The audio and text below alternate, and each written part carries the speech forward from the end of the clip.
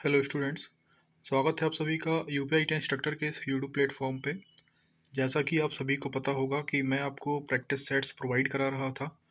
तो जो practice sets 5 है उसमें मैंने पार्ट 1 वीडियो जो कि आपके एम्प्लॉयबिलिटी स्किल के अंतर्गत आने वाले 60 क्वेश्चंस को मैंने कवर अप कराया था। उसके बाद पार्ट 2 वीडियो प्रोवाइड कराना रह गया था, क्योंकि पार्ट 2 वीडियो बनाने के बाद वीडियो की जो फाइल थी वो क्रैश कर गई थी, जिसकी वजह से मैं पार्ट 2 वीडियो अपलोड नहीं कर पाया था। तो आप सभी के मैसेजेस आ रहे थे और आप सभी ने मुझे काफ़ी बार टेक्स्ट किया हुआ है कि सर पार्ट टू जो प्रैक्टिस सेट 5 था उसका पार्ट 2 वीडियो प्रोवाइड कराया जाए। तो देखिए, आज के सेशन में जो प्रैक्टिस सेट 5 है हम उसका पार्ट 2 वीडियो कवर अप करेंगे, जिसमें हम सामान्य ज्ञान के लगभग 40 क्वेश्चंस जो रह गए हैं उन्हें कवर अप करेंगे। तो जो भी कैंडिडेट्स चैनल पर नए हैं, चैनल को प्लीज़ सब्सक्राइब कर लें और साथ ही साथ बेल आइकन को भी प्रेस करें, ताकि जो भी वीडियो मैं अपलोड करूं उसका नोटिफिकेशन आप सभी के पास टाइमली पहुंच सके। और जो भी कैंडिडेट्स नए हैं मैं उन्हें बताना चाहूँगा कि मैंने काफ़ी सारा आपका जो सिलेबस है वो कवर अप करा रखा है। यूट्यूब पे प्लेलिस्ट में जाकर आप उस चैनल की देख सकते हैं। काफ़ी सारा सिलेबस आपके कोर्स से रिलेटेड है, मैंने कवर अप कराया है। देखिए, कुछ वक्त के बाद हम काफ़ी अच्छे क्वेश्चंस को भी कवर अप करेंगे। थोड़ा टाइम लग रहा है, एक्चुअली में तबीयत भी मेरी ठीक नहीं है, जिसकी वजह से वीडियोस आपको प्रॉपर वे में नहीं मिल पा रही हैं। तो जल्द से जल्द हम काफ़ी नए नए क्वेश्चंस के साथ अवेलेबल भी होंगे, जो आपके आने वाले एग्ज़ाम यूपीआई टी इंस्ट्रक्टर के लिए काफ़ी बेनिफिशियरी होंगे। तो आज का सेशन है उसे हम शुरू करते हैं। ये प्रैक्टिस सेट 5 का पार्ट 2 वीडियो है, जिसमें जनरल नॉलेज के क्वेश्चन दिए गए हैं। क्वेश्चन नंबर 61 है, भारत छोड़ो आंदोलन कब प्रारंभ किया गया था? तो अब तक तो सभी को याद भी हो चुका होगा और याद होना भी चाहिए। 1942 इसका राइट आंसर है, ऑप्शन नंबर बी। देखिए, भारत छोड़ो आंदोलन 8 अगस्त 1942 को बम्बई में अखिल भारतीय कांग्रेस कमेटी की बैठक में पारित किया गया। 9 अगस्त 1942 को आंदोलन प्रारंभ करने की घोषणा की गई थी। उस समय भारत का जो वायसराय था वो लॉर्ड लिनलिथगो था। अगर हम बात करें लॉर्ड लिनलिथगो के टाइम पीरियड की, टाइम ड्यूरेशन की, तो ये 1936 से 1943 तक रहे हैं। इसका राइट आंसर है option number B. Next question है, इंडियन नेशनल आर्मी किसके द्वारा बनाई गई? तो देखिए, इंडियन नेशनल आर्मी का गठन 1942 में रास बिहारी बोस ने टोक्यो सम्मेलन में किया था। बाद में सुभाष चंद्र बोस को इसकी कमान सौंप दी गई। देखिए, क्वेश्चन काफ़ी बार पूछा जाता है और काफ़ी इंपॉर्टेंट भी है। इंडियन नेशनल आर्मी किसके द्वारा बनाई गई? तो इसका जो राइट आंसर है वो है रास बिहारी बोस ने इसकी टोक्यो सम्मेलन में इसका गठन किया था, लेकिन इसमें ऑप्शन में है नहीं, तो ऑप्शन के अकॉर्डिंग हम लगाएंगे सुभाष चंद्र बोस।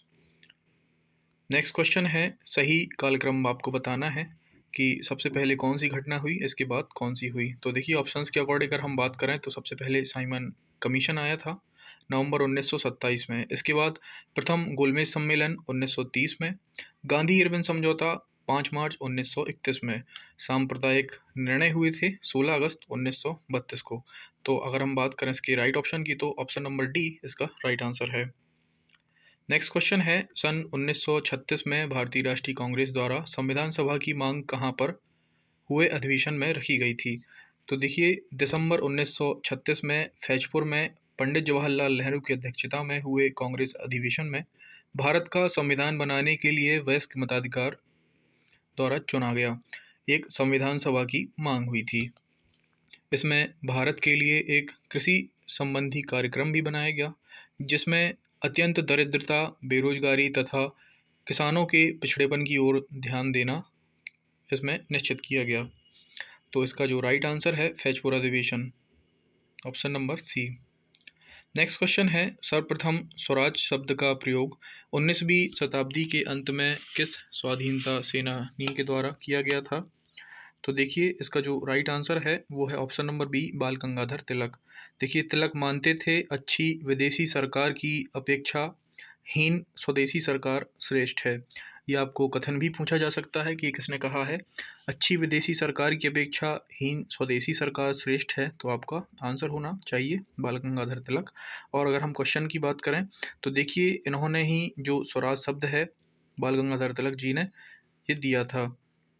और इनका एक और फेमस कथन है, स्वराज मेरा जन्मसिद्ध अधिकार है, मैं इसे लेकर रहूँगा। तो इसका जो राइट आंसर है क्वेश्चन नंबर 65 का वो है ऑप्शन नंबर बी, बाल गंगाधर तिलक। नेक्स्ट क्वेश्चन है क्वेश्चन नंबर 66, भारत के सर्वोच्च न्यायालय का न्यायाधीश कितनी आयु तक अपने पद पर रह सकता है।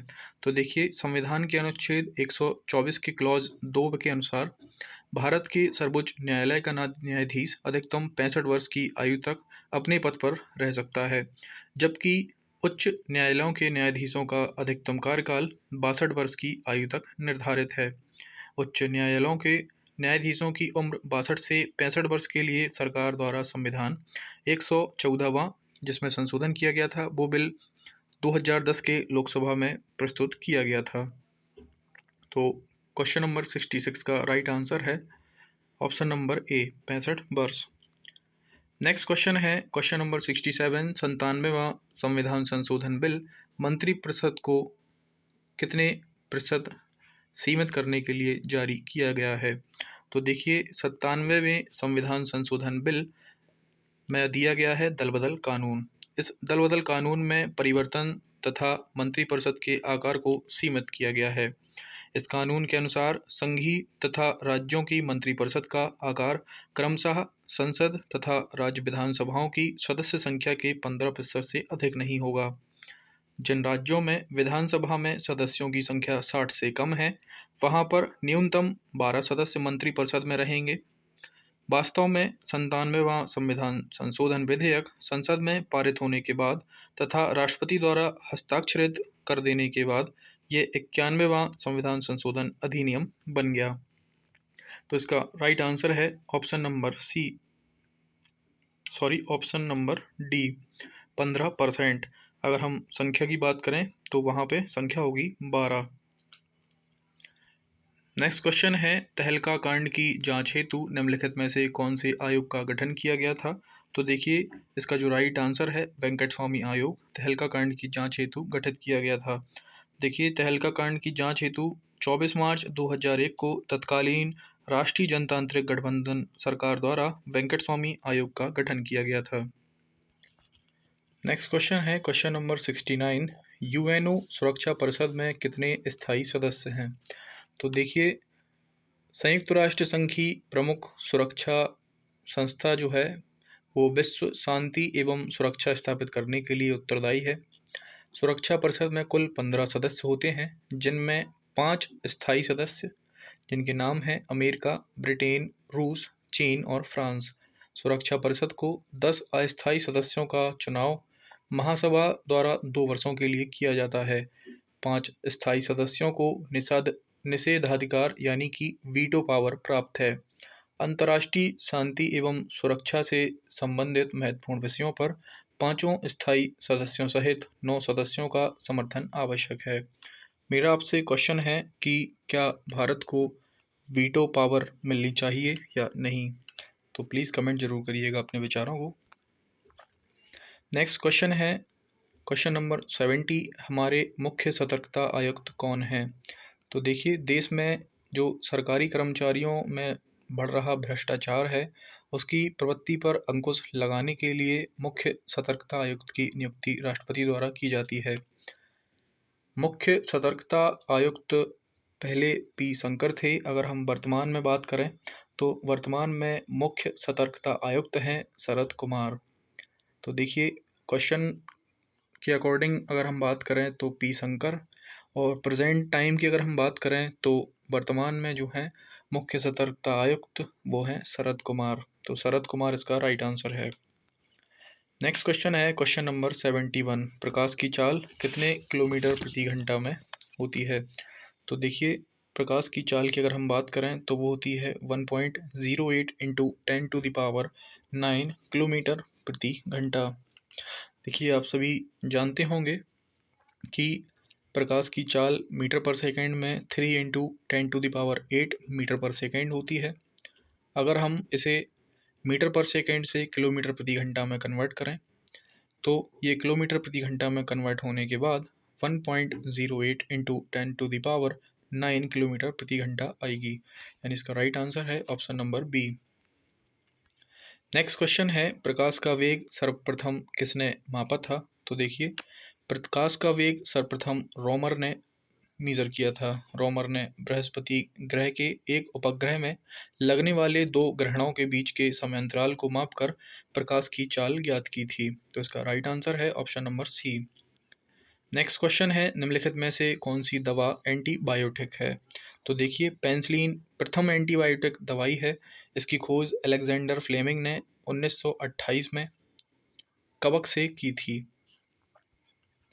देखिए, अगर हम कवक की नाम की बात करें तो पेनिसिलिनियम नोटाटम एंड पेनिसिलिनियम चारसोगिजेनम इसका नाम है इस कवक का। तो इसका जो राइट आंसर है 73 का option number C. Next question है, क्वेश्चन नंबर 74, सर्वप्रथम जीवाणु का पता किसने लगाया था? तो देखिए, जीवाणु की खोज हॉलैंड के जो वैज्ञानिक हैं ल्यूवेनहॉक, इन्होंने 1676 में की थी। जीवाणु को वनस्पति कहा जाता है क्योंकि इसमें कोशिका भित्ति यानी कि सेल वॉल पाई जाती है जो म्यूकोपेप्टाइड की बनी होती है।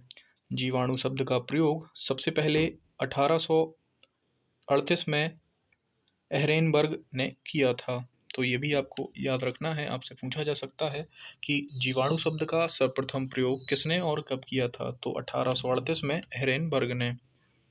74 का राइट आंसर है option number B, Leeuwenhoek. Next question है, क्वेश्चन नंबर 75, निम्नलिखित में से कौन सा अम्ल पेट के जीवाणुओं का नाश करता है? तो देखिए, हाइड्रोक्लोरिक एसिड यानी कि HCl पेट के जीवाणुओं का नाश करता है। मानव शरीर में यह आमाशय में पाई जाने वाली छोटी छोटी ग्रंथियों से स्रावित होता है। स्रावित का मतलब है बहता है। इन ग्रंथियों की कोशिकाओं को ऑन्टीजेनेटिक कोशिका कहते हैं। तो इसका 75 का राइट आंसर है option number B, HCl। Next question है, निम्नलिखित में से किसके बदले वैट आरोपित किया जा रहा है? तो देखिए, वैट का फुल फॉर्म होता है value added tax.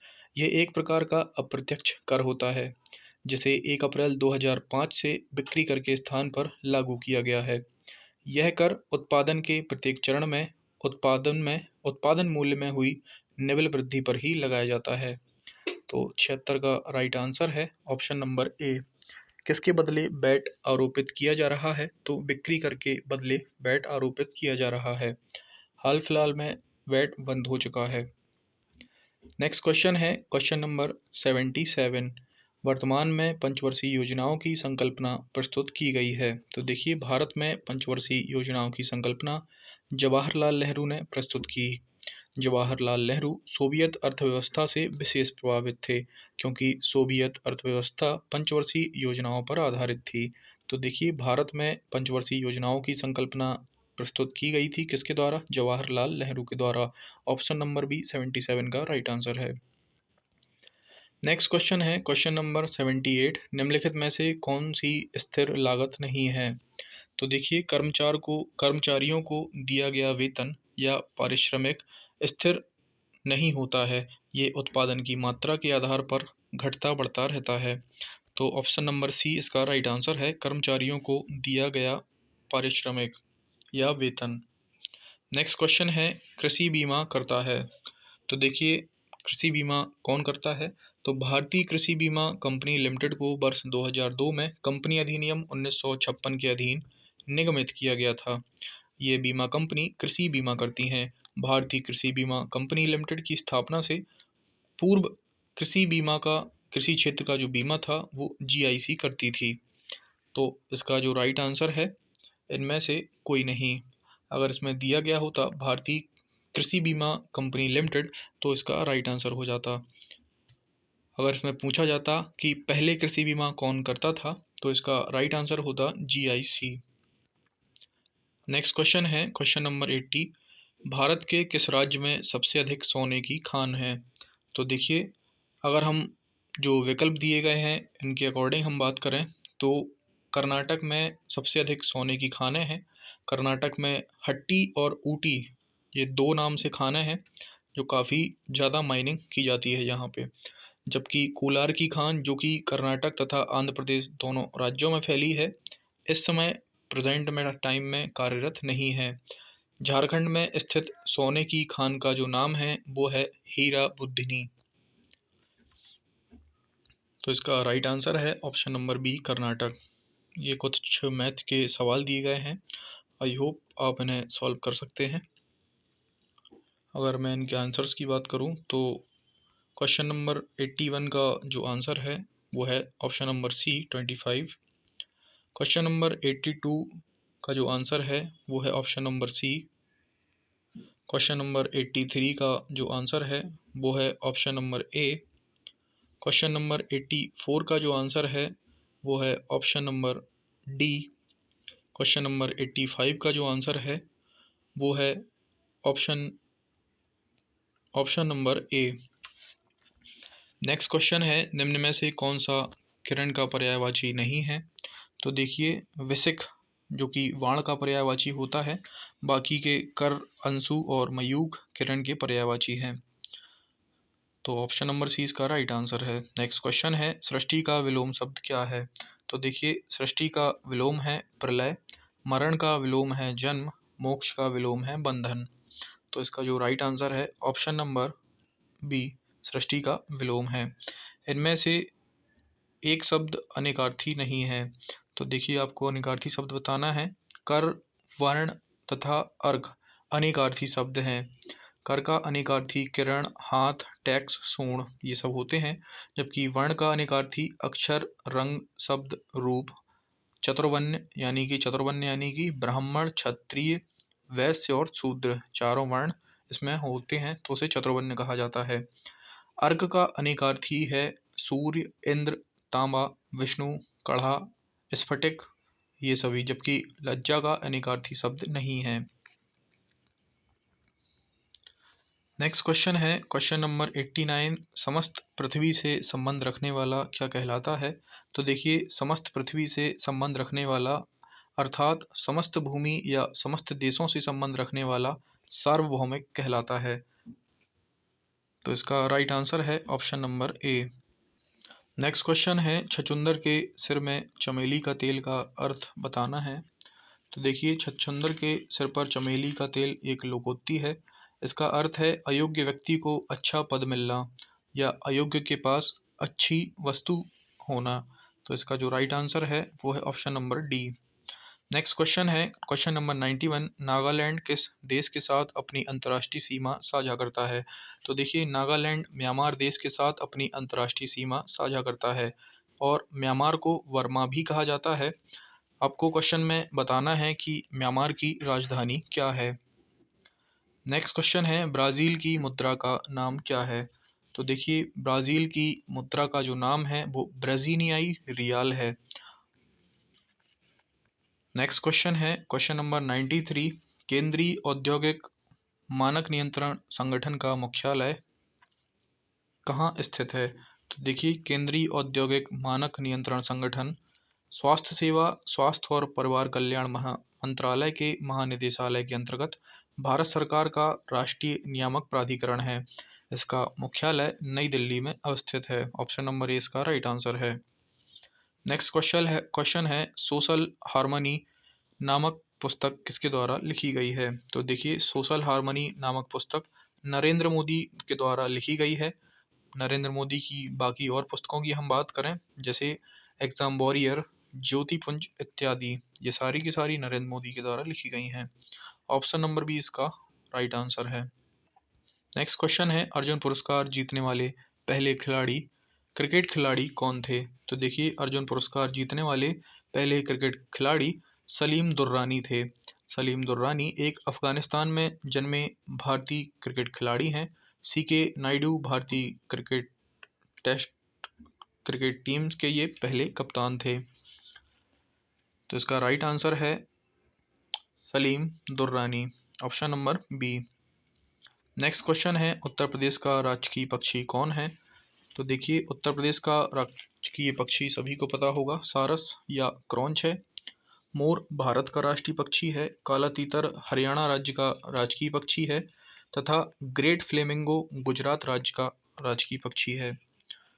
Next question है क्वेश्चन नंबर 97, उत्तर प्रदेश का प्रसिद्ध लोकगीत कौन सा है। तो देखिए आपको इसमें लोकगीत बताने हैं कि कौन से उत्तर प्रदेश के लोकगीत हैं।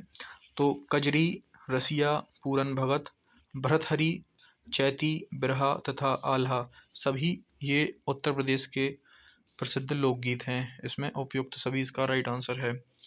नेक्स्ट क्वेश्चन है उत्तर प्रदेश के आगरा शहर की सबसे प्रसिद्ध मिठाई कौन सी है। तो सभी को पता होगा पंछी पेठा। पंछी पेठा नहीं, सिर्फ पेठा, ये तो पंछी एक ब्रांड है वहाँ का जो काफ़ी अच्छा पेठा देते हैं। तो ये आगरा की सबसे फेमस मिठाई है।